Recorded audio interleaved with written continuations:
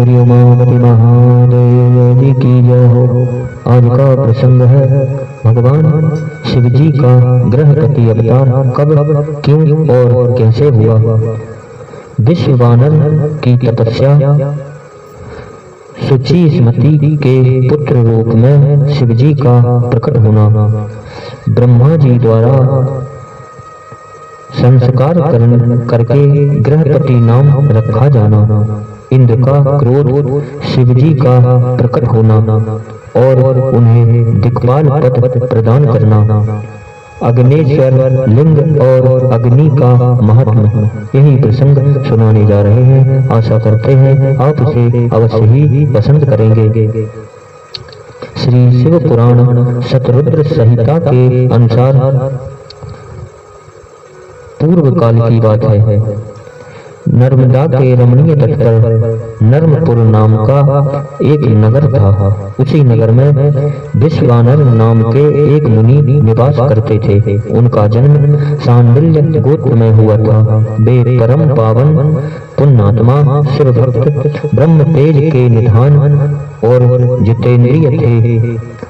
फिर उन्होंने सुचिस्मति नाम की एक सद्गुणवती कन्या से विवाह कर लिया और वे ब्राह्मणोचित कर्म करते हुए देवता तथा पितरों को प्रिय लगने वाला जीवन बिताने लगे।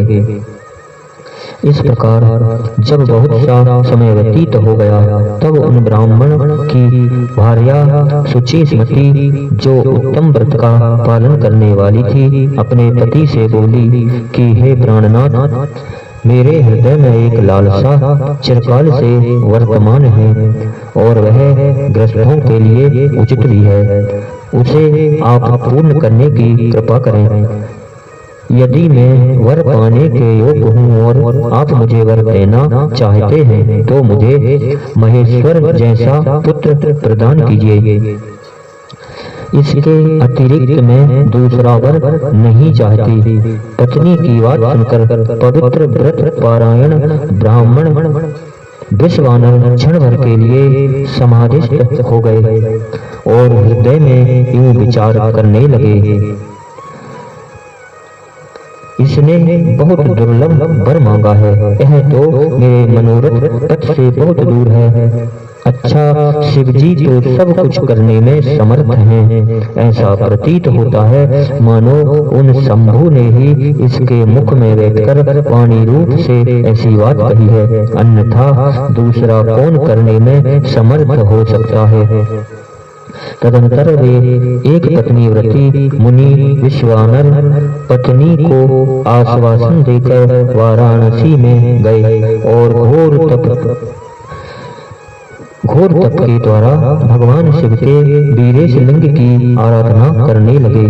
इस प्रकार उन्होंने 1 वर्ष पर्यंत भक्ति पूर्वक उत्तम वीरेश शिवलिंग की त्रिकाल अर्चना करते हुए अद्भुत तप किया। 13वां मास आने पर एक दिन वे द्विजवर प्रातः काल त्रैपथगामिनी गंगा जी के जल में स्नान करके ज्यों ही वीरेश के निकट पहुँचे, त्यों ही उन तपोधन को उस लिंग के मध्य एक अष्टवर्षीय विभूति भूषित बालक दिखाई दिया।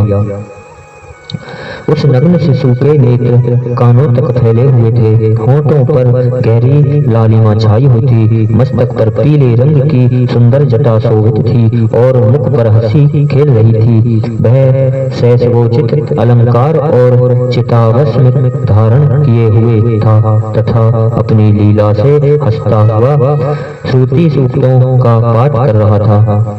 उस बालक को देखकर विश्वानर मुनि कृतार्थ हो गए और आनंद के कारण उनका शरीर रोमांचित हो उठा और बारंबार नमस्कार कर रहे हैं। उनका हृदय उद्गार फूट पड़ा।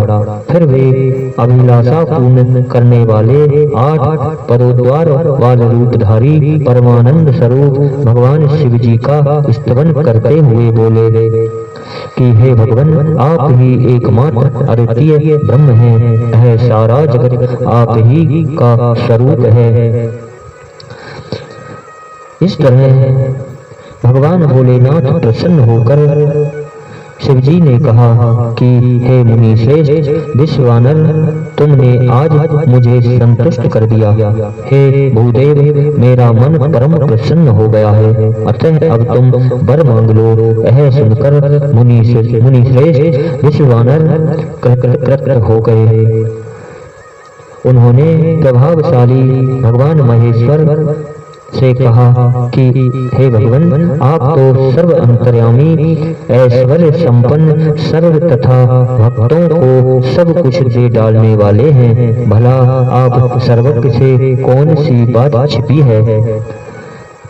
विश्वानर के उस वचन को सुनकर पावन शिशु रूपधारी महादेव जी हंसकर विश्वानर से बोले कि तुमने अपने हृदय में अपनी पत्नी शुचि स्मृति के प्रति जो अभिलाषा कर रखी है, वह निस्संदेह थोड़े ही समय में पूर्ण हो जाएगी।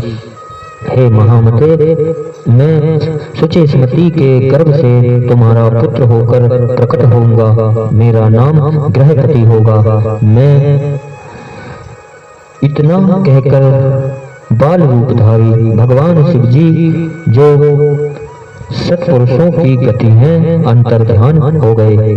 तब विप्रवर विश्वानर भी प्रसन्न मन से अपने घर को लौट गए। उचित समय आने पर विधि पूर्वक गर्भाधान कर्म संपन्न किए जाने पर वह नारी गर्भवती हुई। फिर उन विद्वान मुनि ने गर्भ के स्पंदन करने से पूर्व ही पुंसत्व की वृद्धि के लिए ग्रह सूत्रों में वर्णित विधि के अनुसार साम्यक रूप से पुंसवन संस्कार किया। तत्पश्चात 8वां महीना आने पर कृपालु विश्वानर ने सुख पूर्वक प्रसव होने के अभिप्राय से गर्भ के रूप की समृद्धि करने वाला सीमंत संस्कार संपन्न कराया। तदुपरांत ताराओं के अनुकूल होने पर जब बृहस्पति केंद्रवर्ती हुए और शुभ ग्रहों का योग आया, तब शुभ लग्न में भगवान शिवजी, जिनके मुख की कांति पूर्णिमा के चंद्रमा के समान है तथा जो अरिष्ट रूपी दीपक को बुझाने वाले समस्त अरिष्टों के विनाशक और तीनों लोकों के निवासियों को सब तरह से सुख देने वाले हैं, उस शुचि स्मृति के गर्भ से वे प्रभु पुत्र रूप में प्रकट हुए। उस समय गंध को वहन करने वाले वायु के वाहन मेघ दिशा रूपी बंधुओं के मुख पर वस्त्र से बन गए, अर्थात चारों ओर काली घटा उमड़ आई। वे घनघोर बादल उत्तम गंध वाले पुष्प समूहों की वर्षा करने लगे। देवताओं की दुंदुभियां बजने लगी। स्वयं ब्रह्मा जी ने नम्रता पूर्वक उनका जात कर्म संस्कार किया और उस बालक के रूप तथा वेद का विचार करके यह निश्चय किया कि इसका नाम ग्रहपति होना चाहिए। फिर 11वें दिन होने नामकरण की विधि के अनुसार वेद मंत्रों का उच्चारण करते हुए उसका ग्रहपति ऐसा नामकरण किया। तत्पश्चात सबके पिता में ब्रह्मा चारों वेदों में कथित आशीर्वाद आत्मक मंत्रों द्वारा उसका अभिनंदन करके हंस पर आरूढ़ हो अपने लोक को चले गए।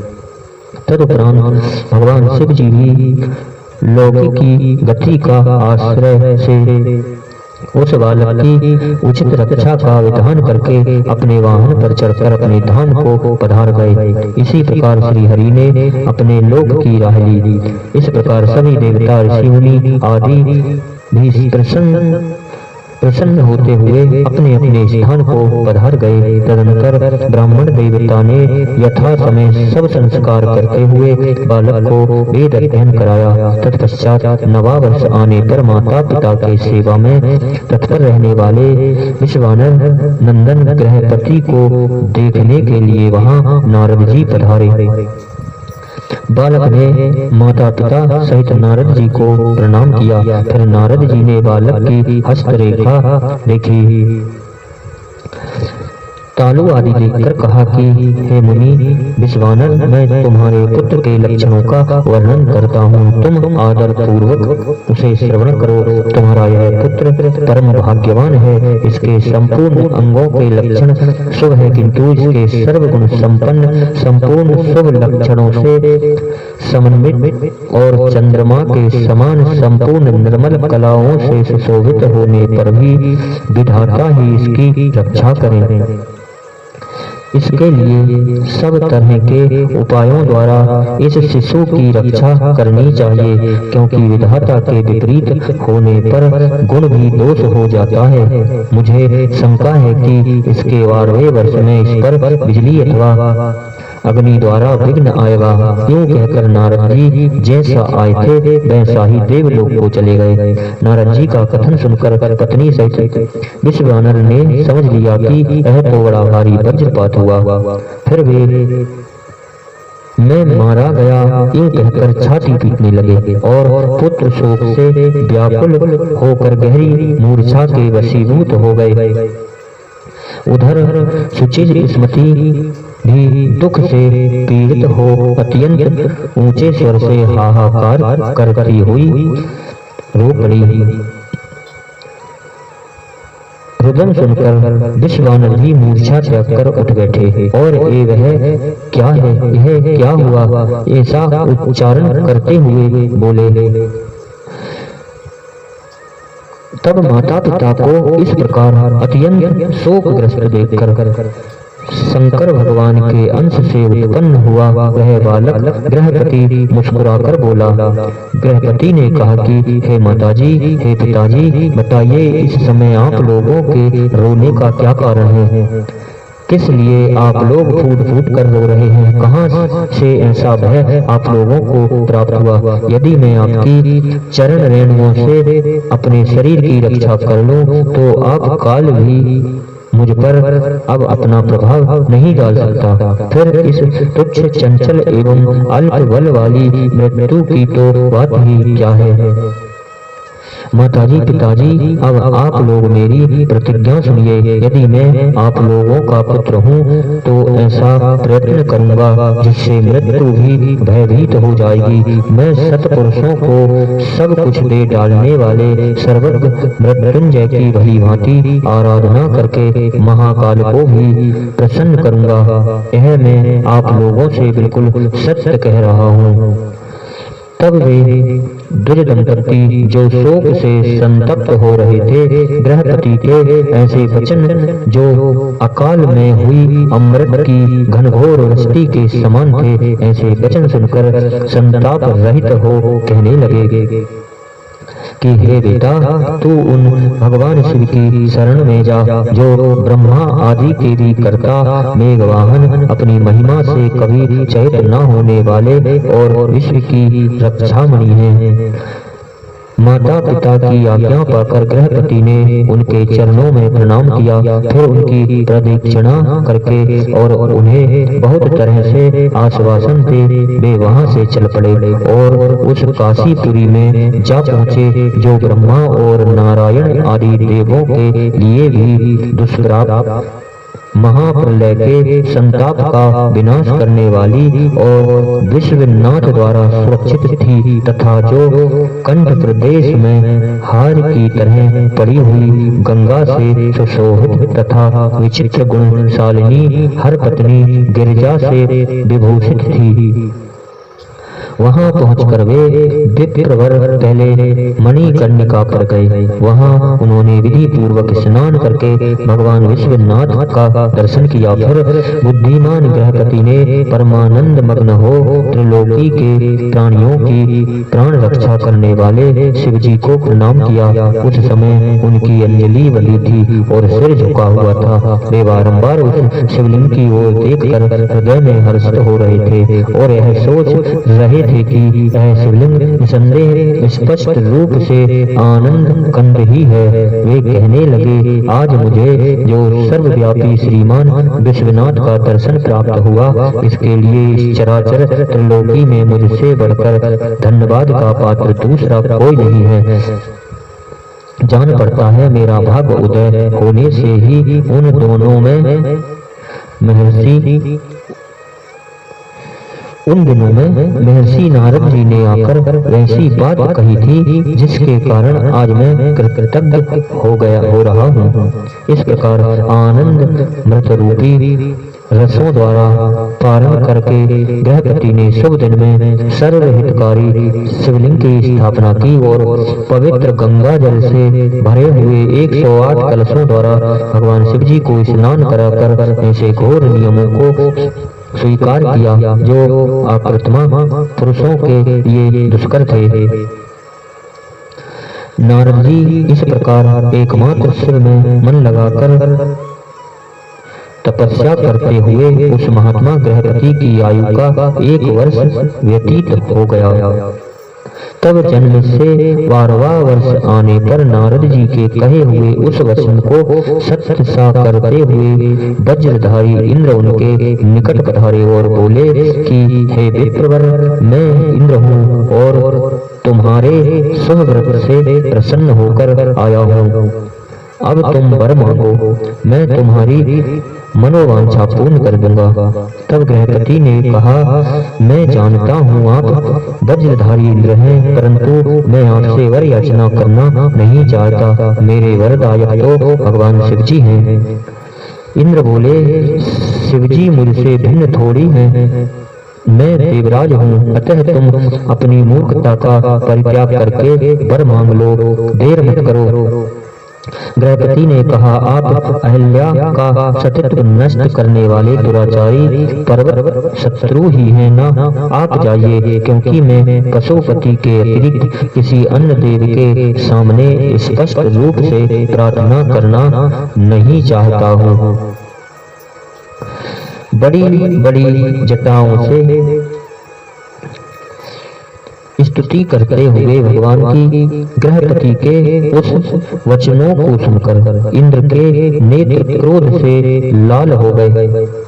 वे अपने भयंकर वज्र को उठाकर उस बालक को डराने धमकाने लगे। तब बिजली की ज्वालाओं से व्याप्त उस वज्र को देखकर बालक गृहपति को नारद जी के वाक्य स्मरण हो आए। फिर तो वे भय से व्याकुल होकर मूर्छित हो गए। तदंतर अज्ञान अंधकार को दूर भगाने वाले गौरीपति शंभु वहां प्रकट हो गए और अपने हस्त स्पर्श से उसे जीवन दान देते हुए बोले कि वत्स उठो, तुम्हारा कल्याण हो। तब रात्रि के समय मूंदे हुए कमल की तरह उनके नेत्र कमल खुल गए और उसने उठकर अपने सामने सैकड़ों सूर्यों से भी अधिक प्रकाशमान शंभु को उपस्थित देखा। उनके ललाट में तीसरा नेत्र चमक रहा था, गले में नीला चिन्ह था, ध्वजा पर वृषभ का स्वरूप दिख रहा था, वामांग में गिरजा देवी विराजमान थी, मस्तक पर चंद्रमा सुशोभित था। जब वे स्तवन करने, नमस्कार करने अथवा कुछ भी कहने में समर्थ न हो सके, तब शिवजी मुस्कुराकर बोले कि हे गृहपति, जान पड़ता है तुम वज्रधारी इंद्र से डर गए हो। हे वत्स, तुम भयभीत मत हो, क्योंकि मेरे भक्त पर इंद्र और वज्र की कौन कहे, यमराज भी अपना प्रभाव नहीं डाल सकते। यह तो मैंने तुम्हारी परीक्षा ली है और मैंने ही तुम्हें इंद्र रूप धारण करके डराया है। अब मैं तुम्हें वर देता हूँ, आज से तुम अग्नि पद के भागी होगे, तुम समस्त देवताओं के लिए वरदाता बनोगे, तुम समस्त प्राणियों के अंदर जठर अग्नि रूप से विचरण करोगे, तुम्हें दिक्पाल रूप से धर्मराज और इंद्र के मध्य में राज्य की प्राप्ति होगी। तुम्हारे द्वारा स्थापित यह शिवलिंग तुम्हारे नाम पर अग्निश्वर नाम से प्रसिद्ध होगा। यह सब प्रकार से तेजों की वृद्धि करने वाला होगा। जो लोग इस अग्निश्वर लिंग के भक्त होंगे, उन्हें बिजली और अग्नि का भय नहीं रह जाएगा। अग्निमाद नामक रोग नहीं होगा और न कभी उनकी अकाल मृत्यु ही होगी। काशीपुरी में स्थित संपूर्ण समृद्धियों के प्रदाता अग्निश्वर की भली भांति अर्चना करने वाला भक्त तथा प्रारब्धवश